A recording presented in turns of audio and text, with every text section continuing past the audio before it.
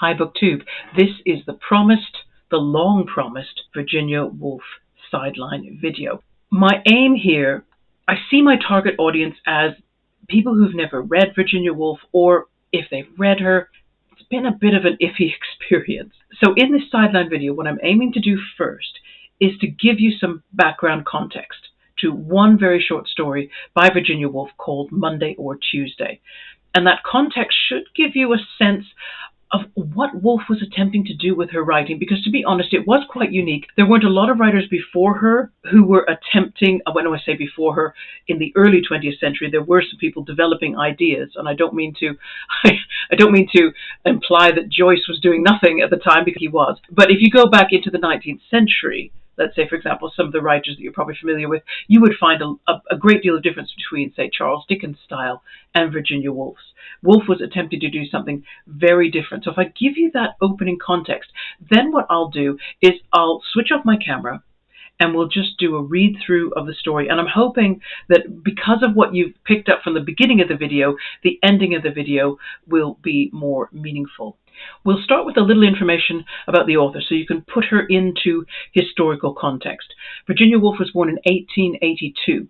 So if you think of Queen Victoria's 64-year reign, Virginia Woolf would have been born at the 45-year mark. So at the height of empire and at the height of the popularity of authors like Dickens with their very, we're going to call it conventional prose, conventional narrative styles. Virginia's father was the author of the Oxford Dictionary of Biography. So you can imagine he had an enormous library. Virginia had full access to that. In fact, she did have a very different upbringing for a young woman of her time. From 1897 to 1901, around the last years of Queen Victoria's reign, Virginia Woolf was attending King's College London and studying classics and history. That was pretty unusual for a woman to be studying at university at that time. The story, Monday or Tuesday, was one of a collection published with that same title in 1921, shortly after the First World War. Woolf's writing is very different from what we're accustomed to. I think most readers, their first author isn't Virginia Woolf. And, Woolf was something of a campaigner for a change in the way fiction was written. She liked to parody the style of some of the popular writers of her day. Think of H.G. Wells or Arnold Bennett, John Galsworthy, and she said this was the form of fiction most in vogue today. Well, probably the form of fiction most in vogue most times, really. And here's how she describes a typical narrative. This is her sort of take on the kind of books these men were writing. She calls the title of this The Life and Death of a Character Called Smith. And Smith, who, quote, succeeded his father in the family business of pitwood importers, timber merchants, and coal exporters, and well known in political, temperance, and church circles, did much for the poor in Liverpool, and died last Wednesday of pneumonia while on a visit to his son in Muswell Hill. So you can see there, she's just trying to show what we would think of as just normal fictional reality. And I'm going to put that word in air quotes because that's what she was trying to deal with. We get used to this style of writing as if it's presenting us with reality, but it's a very canned, processed, and in reality is nothing like that. I think that's what Virginia Woolf began to think in real life and even in fiction life. Is that the best way to depict reality? So what Woolf wanted to do was something very different. She wanted writing that would capture the day-to-day reality as close as possible to the way a real person actually experiences it. And it was this process of understanding that Woolf broke down into three concepts. And I can't get my fingers right there. Three concepts. There we go. So let's look at these three concepts. One, we have, as part of our reality, our sense perceptions of what is outside us. So if I see the curtains behind me with a pattern of three different colors, or I'm just giving you my sense perception. Then she said the other aspect of reality is our internal world. And we all know what that is. We all have an internal chattering, dreaming, remembering, having earwigs of songs type of brain. That's a very chaotic world, but it's part of us every day, all day. So that's the second type. And then, of course, she said there is really this third abstract concept, which is what we say when we say reality. What we mean is something beyond ourselves, of which we form some kind of part. But the truth is, because we're only a part, we're not 100% sure. we can't say that we know what ultimate reality is. We can only kind of say something about our part in that reality.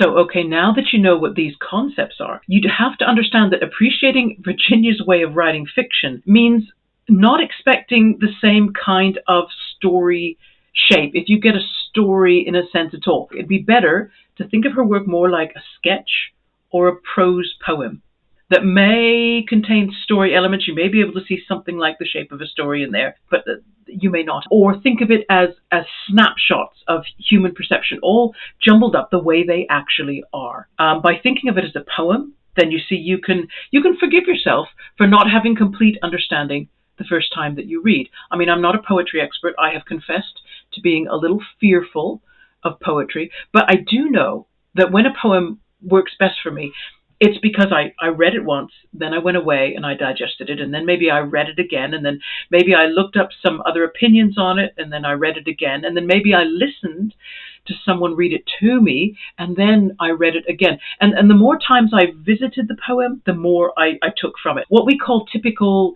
mass market fiction, it is designed so that you pretty much get everything you need from your first reading. Yes, there are exceptions to that, obviously, and more literary fiction will give you more when you go back to it. But your average mass market paperback is meant for you to just enjoy on one read and get pretty much everything you need to handle that experience. Now, before I go to the reading, let's quote Woolf's own essay in Modern Fiction, where she describes this theory of literature in relation to the story. So she says, "Examine for a moment an ordinary mind on an ordinary day. The mind receives a myriad impressions, trivial, fantastic, evanescent, or engraved with the sharpness of steel. From all sides they come, an incessant shower of innumerable atoms, and as they fall, as they shape themselves into the life of Monday or Tuesday, the accent falls differently from of old. Let us record the atoms as they fall upon the mind in the order in which they fall. Let us trace the pattern, however disconnected and incoherent in appearance. With each sight or incident, scores upon the consciousness." So that can you see now what she's trying to do? She's not aiming for something that necessarily seems patterned and ordered and tidy, or as that parody that she did, where it's all just laid out nicely. This happened, and then this happened, and then this happened, and then this happened. And you're totally clear. She's not going to do that. You are going to experience consciousness in the way you live it, or that's what she's going to attempt to do. So what happens next now is I am going to switch off my camera because I don't see why you need to see me. And also because the photographs are finally going to change. Yay! And that's because I've chosen them after I read the story a few times, and it was leaving me with certain impressions. And so I thought I'm going to try and communicate those impressions with the pictures I choose, okay? You may get different impressions. Perfectly fine. That's literature in a nutshell. Okay, here we go. Monday or Tuesday. Lazy and indifferent, shaking space easily from his wings, knowing his way, the heron passes over the church beneath the sky. White and distant, absorbed in itself, endlessly the sky covers and uncovers, moves and remains. A lake? Blot the shores of it out. A mountain? Oh, perfect. The sun gold on its slopes, down that falls. Ferns, then, or white feathers. Forever and ever, desiring truth, awaiting it, laboriously distilling a few words, forever desiring a cry. Starts to the left, another to the right, wheels strike divergently, omnibuses conglomerate in conflict, forever desiring. The clock asseverates with 12 distinct notes that it is midday. Light sheds gold scales, children swarm, forever desiring truth. Red is the dome, coins hang on the trees, smoke trails from the chimneys, bark, shout, cry, iron for sale, and truth radiating to a point.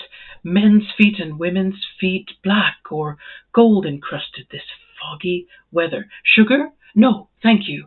The commonwealth of the future. the firelight darting and making the room red, save for the black figures and their bright eyes, while outside a van discharges. Miss Thingamy drinks tea at her desk, and plate glass preserves fur coats, flaunted, leaf light, drifting at corners, blown across the wheels, silver-splashed, home or not home, gathered, scattered, squandered in separate scales, swept up, down, torn, sunk, assembled. And truth? Now to recollect by the fireside, on the white square of marble. From ivory depths words rising shed their blackness, blossom and penetrate. Fall in the book, in the flame, in the smoke, in the momentary sparks, or now voyaging the marble square pendant, minarets beneath, and the Indian seas, while space rushes blue and stars glint. Truth, or now content with closeness, lazy and indifferent, the heron returns. The sky veils her stars, then bears them. The end. Thanks very much for checking out this Virginia Woolf video. Let's see what is coming up.